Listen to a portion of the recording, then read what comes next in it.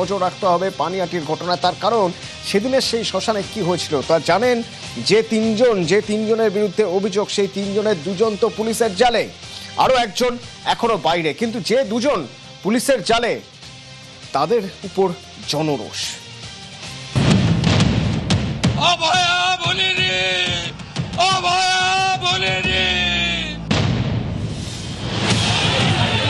আমাদের সঙ্গে প্রতারণা করে আমার মেয়েটাকে পুড়িয়ে দিল। দাহ করার যে কাগজ, সেখানে নাকি তোমার বাবা মার সই ছিল না। সই ছিল না, সঞ্জীব মুখার্জি সই করেছিল, ওনারা কাগজ নিয়ে এসেছিল।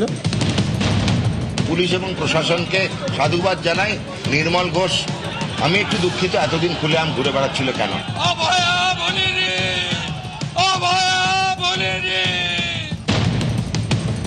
আপনারা সবাই জানেন সমস্ত পাপের মূলে উনি ছিলেন। অনেক আগে গ্রেপ্তার হওয়ার কথা ছিল, করেনি, এমন কোনো পাপ নেই। তিনি কার নির্দেশে কেন এই ধরনের একটা কাজ করতে গেলেন?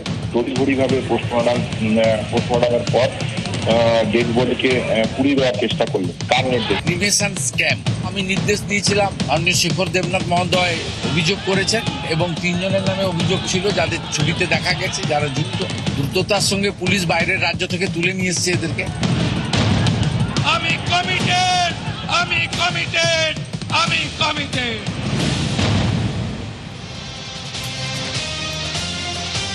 থানা থেকে যখন বার করা হচ্ছিল তখন হেলমেট পরানো হলো, কিন্তু হেলমেটেও নিস্তার কি পেলেন না। তার কারণ যখন তারা ভিতরে, সেই সময় অর্থাৎ নির্মল ঘোষ আর সঞ্জীব মুখোপাধ্যায় যখন ভিতরে, তখন বাইরে দেখা যাচ্ছে ডিজে বাজিয়ে উচ্ছ্বাস চলছিল। এবার যখন ওদের বের করে আনা হলো, সে সময় জুতোর মালা পরিয়ে দেওয়া হলো।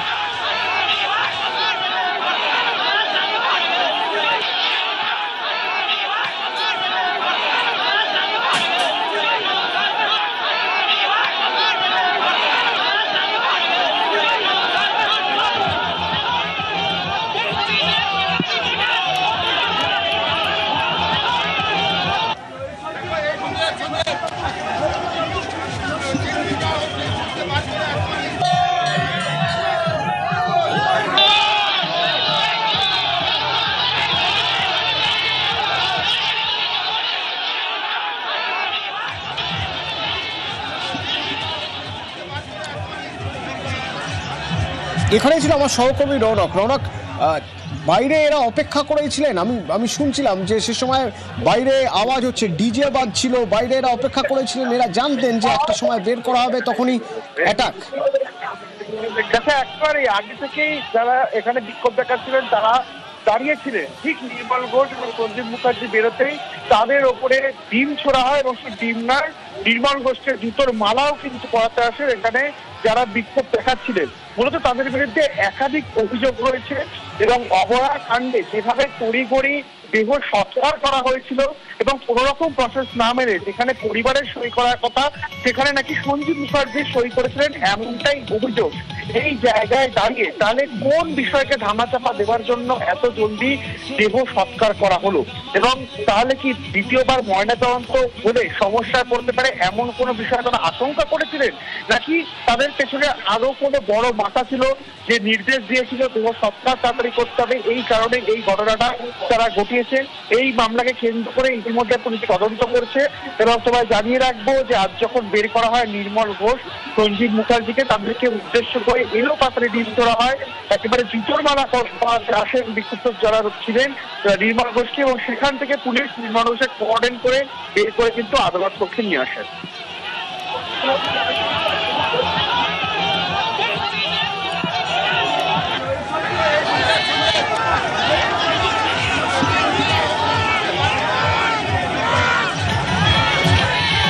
এ হচ্ছে সেই সময়ের ছবি যখন ভিতরে নির্মল ঘোষ, সঞ্জীব মুখোপাধ্যায়কে রাখা হয়েছে। নন্দীগ্রামের দামাল ছেলে ভবানীপুরে এসে, গ্রামের দামাল ছেলে ভবানীপুরে এসে ওপেন চ্যালেঞ্জ যেমন দিল পেশি গেল ফেসে। ফাইল চোর তো এই হলো বাইরের ছবি সে সময়। আর তারা অপেক্ষা করেছিলেন যখন বার করে আনা হচ্ছে সঞ্জীব মুখোপাধ্যায়কে এবং নির্মল ঘোষকে, তখন তারা তাক করেছেন, আগে থেকেই ডিম ছুঁড়েছেন এবং জুতোর মালা পরিয়েছে।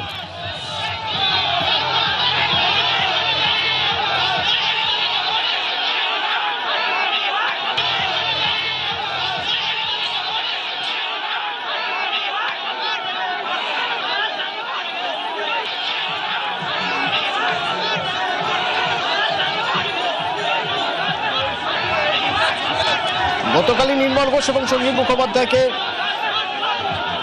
গ্রেপ্তার করা হয়েছিল। নির্মল ঘোষকে ভিন রাজ্য থেকে তুলে নিয়ে আসা হয়। এই নির্মল ঘোষ, সঞ্জীব মুখোপাধ্যায়, কি অভিযোগ এদের বিরুদ্ধে? কিছুদিন আগে নিউজ 18 বাংলা স্টুডিওয়ে এসে বিস্ফোরক অভিযোগ করেছিলেন অভয়ের মা।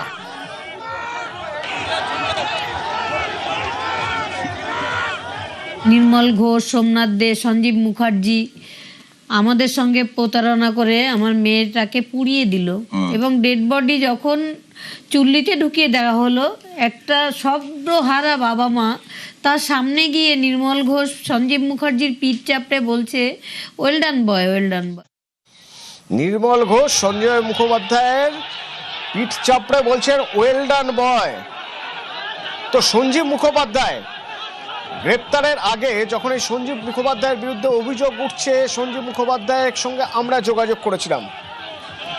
আউটপুট এডিটর অনির্বাণ সিনহা, তার সঙ্গে যখন কথা বলছেন তখন তিনি কথা ঘুরিয়ে যাচ্ছেন, শেষে বলছেন বিচারাধীন বিষয়, এ নিয়ে কিছু বলবেন না, শুনুন। সঞ্জীববাবু, এই যে অভয়ের বাবা অভিযোগ করেছেন আপনার বিরুদ্ধে যে আপনি সই করেন শ্মশানের যে শেষ কাগজপত্র দাহ করবার আগে, যে কাগজপত্রে পরিবারের কারোর সই ছাড়া দাহ করতে দেওয়া হয় না, সেই কাগজে আপনি সই করেন। এটা কি সত্যি? এই অভিযোগ কি সত্যি? সই তো আমার আছে, একদম স্পষ্ট পুরো নাম দিয়ে লিখে করেছি, মানে শর্ট সিগনেচার করেও নিইনি, নিচে আমার ফোন নাম্বার, টেলিফোন নাম্বারটাও দিয়ে রাখা আছে।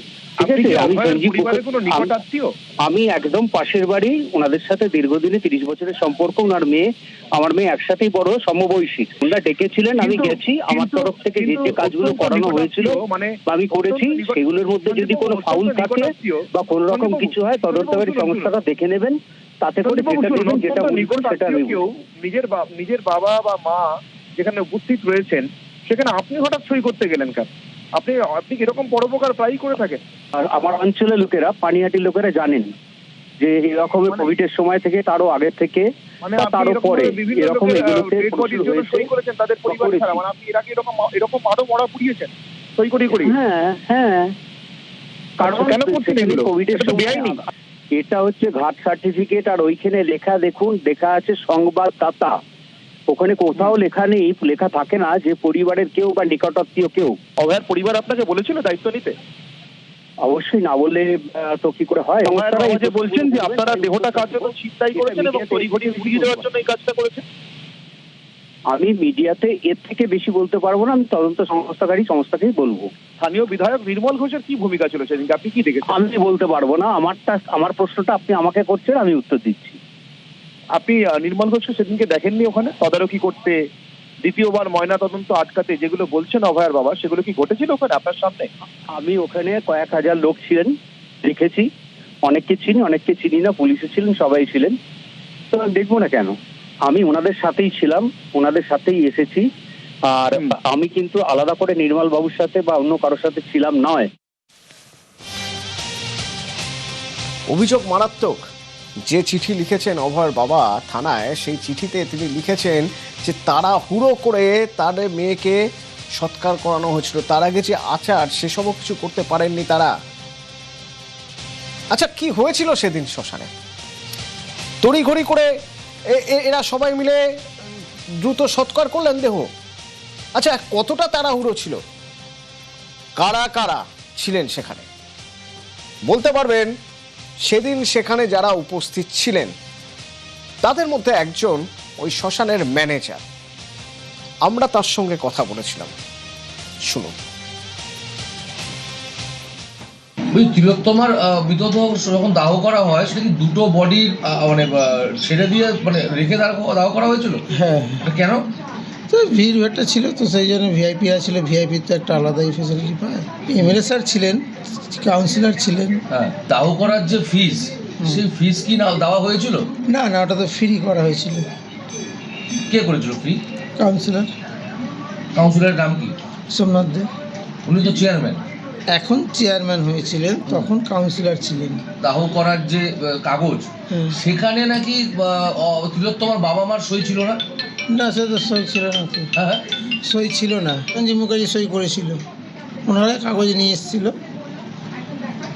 সোমনাথ দে সঞ্জীব মুখার্জিরাই কাগজ এনেছিল, তো মা বাবারা কাগজ এখানে আমার কাছে এখানে পৌঁছায়নি, ওনারা বডির কাছেই ছিলেন।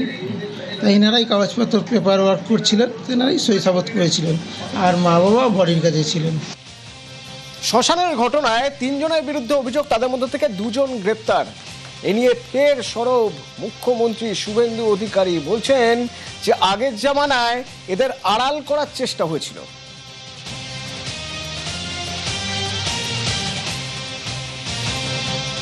তিনজনের নাম আমি বলিনি, ভিডিও বলেছিল, ভিডিও কথা বলে, যা তার তথ্য প্রমাণ ছিল তার ভিত্তিতে সবাই দেখে। पहले गवर्नमेंट तो संरक्षण दिया, पुलिस ऑफिसर को संरक्षण दिया। जो आरजीकर का फाइनेंशियल स्कैम था उसका एनओसी मांगा था ईडी सीबीआई ने चार्जशीट देने के लिए संदीप घोष के खिलाफ, इसका खिलाफ एनओसी 1.5 साल रुक के रखा था ममता बनर्जी। এই যে সেদিন এরা নাকি তাড়াহুড়ো করে সৎকার করেছিল অভয়ের দেহ, কেন তাড়াহুড়ো করে? তাহলে কিছু আড়াল করার অবকাশ ছিল সেখানে। যত তাড়াতাড়ি সৎকার করা হবে, দ্বিতীয়বার ময়না তদন্ত করা হবে না, অর্থাৎ তদন্তে যাতে প্রভাব পড়ে, তদন্ত যাতে ঠিক মতো না হয়, সব তথ্য প্রমাণ যাতে ঠিক মতো না হয়, সেই জন্যই কি এত তাড়াহুড়ো ছিল? আমরা উত্তর খোঁজার চেষ্টা করেছি, একের পর এক সেই উত্তরগুলো খোঁজার চেষ্টা করেছেন, লজিক সাজিয়েছেন আমার সহকর্মী প্রদীপ।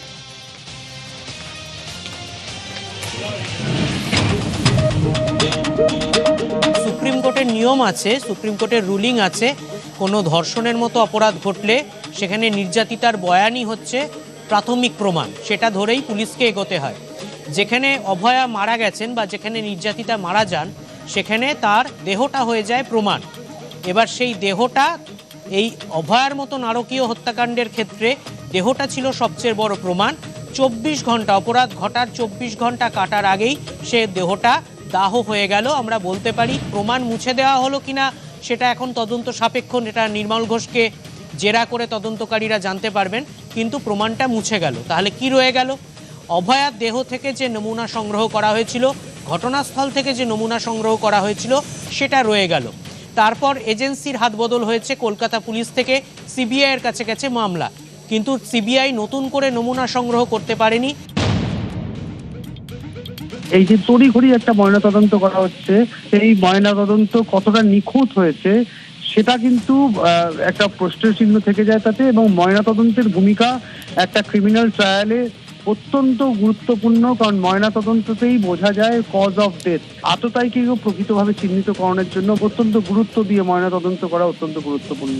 তো সেটা এক্ষেত্রে একটা অভিযোগ ছিল বলে আমরা শুনেছি যে ময়নাতদন্ত সঠিক হয়নি বা ময়নাতদন্ত অত্যন্ত তড়িঘড়ি হয়েছে। দ্বিতীয়বার ময়নাতদন্ত করার সুযোগ পাওয়ার আগেই দেহ দাহ হয়ে যায়। ময়নাতদন্ত যদি প্রকৃত না হয় তাহলে অবশ্যই কিন্তু সেখানে একটা সন্দেহ থেকে যায়। এরকম একটা জঘন্যতম অপরাধ, যার একটা স্পর্শকাতর বিষয় আছে, সেখানে দেহটা তড়িঘড়ি দাহ করা হলো কেন, সে নিয়ে আন্দোলনরত ডাক্তাররা প্রথম দিন থেকে প্রশ্ন তুলছিলেন। এবার সিবিআই যে তদন্ত করেছে তাতে সিবিআই নতুন কিছু এভিডেন্স জোগাড় করতে পারেনি, অন্তত ভিসেরা এবং অন্যান্য এভিডেন্স যেগুলো থাকে সেগুলো জোগাড় করতে পারেনি। যা কলকাতা পুলিশের তদন্তকারী দল প্রাথমিকভাবে জোগাড় করেছিল তার ওপরেই তদন্ত করতে হয়েছে। কলকাতা পুলিশ যাকে চিনিয়ে দিয়েছিল অপরাধী হিসেবে, সেই সঞ্জয় রায় ছাড়া দ্বিতীয় কোনো অপরাধীকে পায়নি, কারণ অন্য কোনো এভিডেন্সও সিবিআই পায়নি। আর নির্মল ঘোষকে তদন্তকারীরা জিজ্ঞেস করতে পারেন তার এত তাড়া কিসের ছিল, তাকে কেন এত তড়িঘড়ি এত জোর করে অভয়ার দেহটাকে পুড়িয়ে দিতে হলো, বা বলা যায় এভিডেন্সগুলো এইভাবে নষ্ট হয়ে গেল। এভিডেন্সগুলো দ্বিতীয়বার খুঁজে দেখার, দ্বিতীয়বার ময়নাতদন্ত করার আর সুযোগ রইল না। যদি কেউ প্রমাণ লোপাট করে, সেখানে আমাদের বিএনএস এর স্পেসিফিক সেকশন 238 সাবসেকশন রয়েছে, যেখানে ক্লিয়ারলি বলা হয়েছে যে ডিস্ট্রাকশন বা এগুলো করলে আমাদের কেস হবে, এবং ওনাদের এভিডেন্স যদি আদারওয়াইজ অন্য রেলিভেন্ট এভিডেন্স বা সার্কামস্টেন্সিয়াল এভিডেন্স বা অন্য পার্টের এভিডেন্স স্ট্রং থাকে, তাহলে ডিস্ট্রয় করে দিলেই যে কিছু থাকবে না এটা নয়, এভিডেন্স অনেকভাবে অনেক রকম ভাবে আসতে পারে। ভিসেরা সংগ্রহ যেটা দেহ থেকে করা হয়েছিল সেটার ক্ষেত্রে কিছু ফাঁক ছিল, কারণ ক্রাইম সিনে প্রচুর মানুষকে দেখা গিয়েছিল, যাই নিয়ে কলকাতা পুলিশের সঙ্গে সংবাদ মাধ্যমের একটা তর্ক বিতর্কর পরিস্থিতি হয়েছিল। কিন্তু যে ঘরে অপরাধটা ঘটেছিল নমুনা সংগ্রহের সময় সে ঘরে প্রচুর মানুষের উপস্থিতি দেখা গিয়েছিল, একেবারে ভিড় গিজগিজ করছিল। তাই বহুভাবে প্রমাণ নষ্টের অভিযোগ এখানে আশঙ্কা অন্তত তোলা যেতে পারে, অভিযোগ যদি তোলা নাও যায়, এবং প্রমাণ যদি দ্বিতীয়বার সংগ্রহের অবকাশ না থাকে, তাহলে প্রাথমিক প্রমাণের ভিত্তিতে বা কলকাতা পুলিশের প্রমাণের ভিত্তিতে যাকে অপরাধী চিহ্নিত করা হয়েছে তার বাইরে আরেকজনকে চিহ্নিত করার সুযোগ খুব কমে যায় সিবিআইয়ের কাছে, মানে তদন্তটা সীমাবদ্ধ হয়ে যায়। পোস্টমর্টম হলে পরে আবার নতুন করে কমিটি তৈরি হতো, তাড়াহুড়ো করে করতে কোনো জিনিস করলে পরে কিছু না কিছু ভুল থেকে যায়। যে বাংলা ভাষায় যাকে গড়বড় বলা হয়, কিছু হয়তো ছিল যার জন্যে এটাকে তাড়াতাড়ি উড়িয়ে দেওয়া হলো। তা নইলে হয়তো এটার পোস্টমর্টম দ্বিতীয়বার করলে পরে আমরা আরও কিছু জানতে পারতাম। সেক্ষেত্রে ইচ্ছাকৃতভাবে তদন্তটাকে সীমাবদ্ধ করেছিল কিনা, না তদন্তটা ঘটনাচক্রে সীমাবদ্ধ হয়ে গেছিল, সেটাও তদন্ত সাপেক্ষ। কিন্তু ঘটনা হচ্ছে সবকিছুর একটা ট্রেল থাকে, সবকিছুর একটা লেজ থাকে। নির্মল ঘোষ যিনি দেহটা তড়িঘড়ি তদন্ত সৎকার করিয়েছিলেন, তিনি নিজে একজন প্রমাণ। তিনি বলতে পারবেন তিনি কোথা থেকে নির্দেশ পেয়েছিলেন বা তিনি নিজেই উদ্যোগ নিয়ে করেছিলেন কিনা।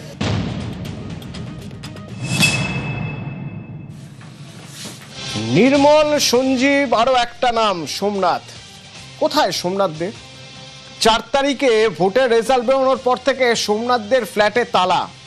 সোমনাথদের কোনো খোঁজ পাওয়া যাচ্ছে না। দুজনের মধ্যে একজনকে ভিন রাজ্য থেকে ধরা হয়েছে, আর একজন এ রাজ্যে ছিলেন। নির্মল, সঞ্জীব দুজনেই তো পুলিশের জালে। সোমনাথ কোথায়? এখনো সোমনাথের খোঁজ মেলেনি। আমরা গিয়েছিলাম সোমনাথের সেই ফ্ল্যাটে, ফ্ল্যাট তালা বন্ধ।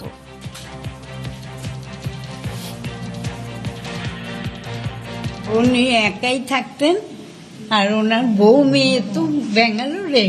তা তো অনেকদিন হয়ে গেল, ওই যখন গন্ডগোল হচ্ছে, বিজেপি জিতল, উনি গেছেন খর্দার পুলিশ ডিপার্টমেন্টের থেকে এসেছিল। কোনো খোঁজ পাইনি না, ওরা বললো। আমি বললাম ভাই আমি জানি না, উনি কখন বেরিয়ে গেছে তাও আমি জানি না। অভয়ের মৃত্যুর পর দেহ তড়িঘড়ি সৎকার করা এবং পরবর্তী তথ্য প্রমাণ লোপাটের অভিযোগে ইতিমধ্যে নির্মল ঘোষকে গ্রেফতার করেছে পুলিশ। আমরা রয়েছি পানিহাটি একটি আবাসনের 202 নম্বর ফ্ল্যাট। এখানেই এই সোমনাথ দে থাকতেন, কিন্তু যারা প্রতিবেশী রয়েছে তারা জানাচ্ছেন গত 1 মাস ধরে তার কোনো দেখা নেই। দেখানোর চেষ্টা করব, এই যে ফ্ল্যাট তার বাইরে তালা ঝুলছে, সোমনাথ দে নেই, এবং তিনি প্রাক্তন চেয়ারম্যান ছিলেন এই পানিহাটি পৌরসভার। তা সেই মর্মেই কিন্তু ইতিমধ্যে সরকারের তরফ থেকে, গভর্নমেন্ট অফ ওয়েস্ট বেঙ্গলের তরফ থেকে তার বাড়ির সামনে নোটিশ টাঙানো হয়েছে। সেখানে কি উল্লেখ রয়েছে?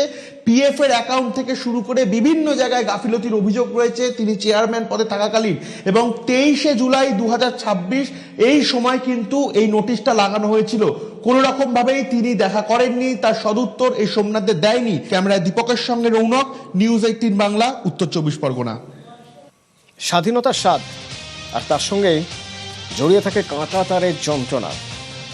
দেশভাগ যখন হয় তখন বহু মানুষ এপার বাংলা থেকে যেমন ওপারে, তেমন ওপার বাংলা থেকে প্রচুর মানুষ এসেছিলেন উদ্বাস্তু হয়ে। এসে উঠেছিলেন শিয়ালদা স্টেশনে। শিয়ালদা স্টেশন ঠিক করছে ভিড়ে। সেই সময়ের, সেই দিনের সেই সময়গুলো মনে রাখার জন্য, স্মরণে রাখার জন্য সেখানে হবে একটি স্তম্ভ, আর তারই ভূমি পুজো হলো আজ। যারা ভুক্তভোগী দেশভাগে তাদের সম্মানের জন্য স্মৃতিসৌধ। নভেম্বরের মধ্যে নির্মাণ কাজ শেষ হয়ে যাবে সংস্কৃতি মন্ত্রকের উদ্যোগের এই স্মৃতিসৌধ, যার ভূমি পুজো হলো আজ।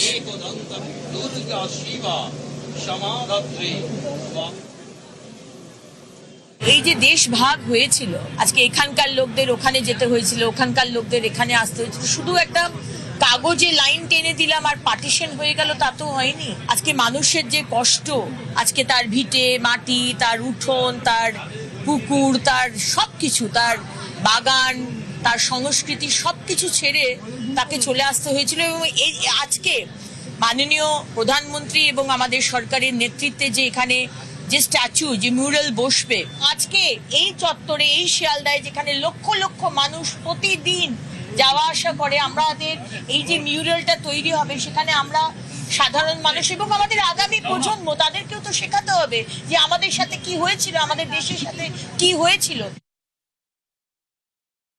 আজকে যে আমরা এখানে হিন্দু হোমল্যান্ড বলছি বা হিন্দুরা রয়েছি, তো সেটা তো আর হতো না যদি ডক্টর শ্যামাপ্রসাদ মুখোপাধ্যায় না থাকতেন। রক্তের হোলি খেলা হয়েছিল, লাশের স্তূপাকার, ট্রেনে করে সব লাশ এসেছিল, সেই যে হরার বিভীষিকা ভয়ঙ্কর, তারই জন্যে আজকের এই 80তম স্বাধীনতা দিবসের ঠিক প্রাক্কালে 14ই আগস্ট এটা একটা প্রয়াস মাত্র।